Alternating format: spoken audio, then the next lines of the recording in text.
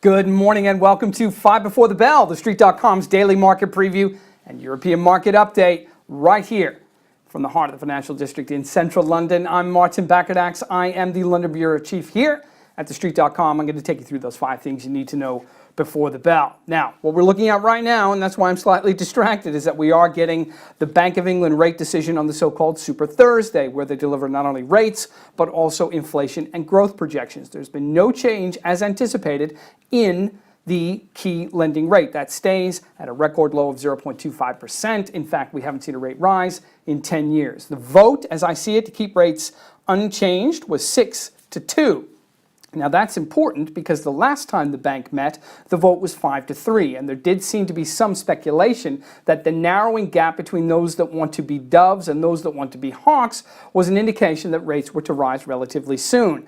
However, when you look at the fact that economic activity here in the UK is running at its slowest pace in about 5 years, set against an inflation dynamic that's the fastest in 4 years, the bank does have itself in a very difficult position indeed. And I do not anticipate there are going to be many further bets on rate increases between now and the end of the year. As I look right now, we do see the pound selling off a bit as a result of this widening vote gap, and we're looking at right now of a rate of about 131.18 against the greenback, and that is down about 0.3%. So very quickly moving as a result of the widening gap in the doves and the hawks on the Bank of England's policy committee. We'll dig into this a little bit more deeply when we understand what they're looking at in terms of growth and inflation projections. I would imagine those are filtering into the marketplace right now. But as I can see, it does feel like it's a very dovish anticipation and dovish interpretation, and that's the reason why the pound is selling so quickly. Now, conversely, the euro has been pinned to about 2.5-year highs against the US dollar, traded at over 119 last night, eased off a little bit today, but that strength is part of the reason that European equities have been up and down for most of the session. The earnings situation today wasn't particularly stellar either. There were some big misses, particularly from Siemens, the industrial giant out of Germany, and some others as well. And even the stronger than anticipated earnings weren't nearly as impressive as they have been in previous quarters, and they were littered with caveats going into the second half of the year, some of it related to the weak US dollar, but also some of it with respect to domestic and regional demand. So the bloom is off the rose a little bit for European stocks, and investors are pressing pause on the global equity rally. Tech stocks were under pressure in Asia as well. There was an interesting development in South Korea. There are reports. The new president is unveiling some of his agenda ambitions for the 5-year term, and they include corporate and individual tax increases. Now, corporate tax increases will be very interesting indeed, and that is part of the reason why Samsung sold off about 2.5% in South Korea trading overnight, and that actually put pressure on tech stocks all around the region, although you can probably bet there was some profit taking after, of course, the record highs that we saw earlier this week, mostly built off the back of Apple. Let's move on and talk about some individual stocks. BMW was an interesting story today, the luxury car maker. One of the few, in fact, the only German automakers that isn't caught up in the Dieselgate scandal, gave us better than expected second quarter earnings. They had record sales, in fact, of BMW branded cars. They were up 5.3% over the period. Now, the earnings at the bottom line were just under 3 billion euros, and that was stronger than analysts were looking for, and there was a bullish outlook into the second half of the year. I was struck by the fact, however, that U.S. sales fell about 8%. And you do wonder how all of this is filtering in with respect to the weaker U.S. dollar and the noises that are being made out of the White House with respect to Buy American, Hire American, and the fact that a lot of German companies have manufacturing bases in Mexico from which they use to conduit cars into the United States. So that is a headline risk for BMW into the second half of the year, but it's growing sales very well in China indeed, and it is committing to that change that all of the car makers around the world are making from petrol and diesel engines into electric and hybrid energy cars. Now, as a result of that, we're looking at about 40 new or overhauled models from BMW between now and 2020. That is going to require some capex, and that is part of the reason why I think that the shares are a little bit softer today, even though they're up 0.6%. Down 10% on the year, but this is a transitional company, and much like Tesla, it is going to be a bet on the future. Now, the difference between Tesla and BMW is that you have hard underlying cash flow as well as decent earnings generation that you can count on from a company like this with the breadth of its sales. But nonetheless, there are questions about how it's going to make that transition, although BMW does seem to be one of the early movers in that direction, and that is a compelling part of the story, no question about it. Shares are up, as I say, about 0.7%, record sales, but they are drifting a little bit in the United States. Now, another German company that's doing very well in the United States is Adidas, the sportswear giant, which is locked in a footwear battle with not only Nike, but Under Armour, as these retailers try to grab more and more market share, not only in the US, but in other parts of the world as well. Adidas gave us second quarter numbers today that they had essentially guided last week, and they weren't really changed from those figures that they, that they prelimed to us on the 27th of July, and that's part of the reason that the stock isn't doing terribly well today. It's down about 0.4%. Nonetheless, though, Adidas is looking at a much stronger earnings generation into the second half of the year, and it actually had really good sales in the second quarter, which ended in June. They were up 20% on a revenue basis, and actually operating profit was up 18% to just over 500 million euros.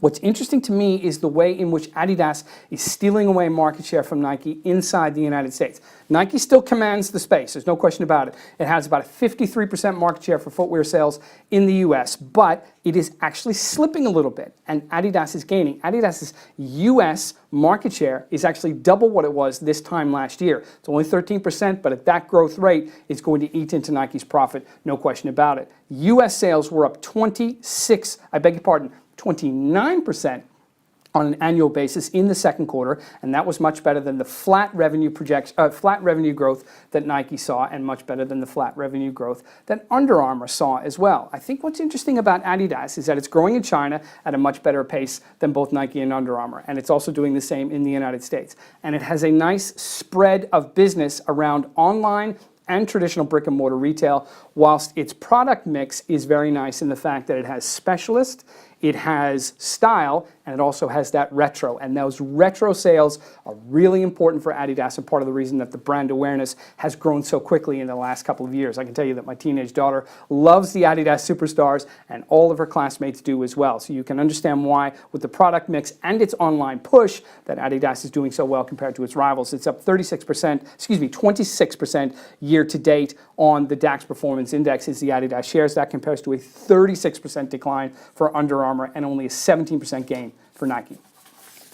One share that's gained a lot more than that and looks to gain a lot more is Tesla. It's marked 6.5% higher in pre-market trading, and that would take its year-to-date gain at the opening bell to just under 60%. It's an absolutely astonishing story, and it doesn't seem to be slowing down anytime soon. Second quarter revenues were $2.8 billion. That was double the same that were generated over the same period last year, and actually much better than analysts had expected. Now, the company did give it the biggest loss to shareholders on record. That was $336.4 million US dollars, but nonetheless, the fact that the loss wasn't as big as analysts had expected is part of the reason why the shares traded so well.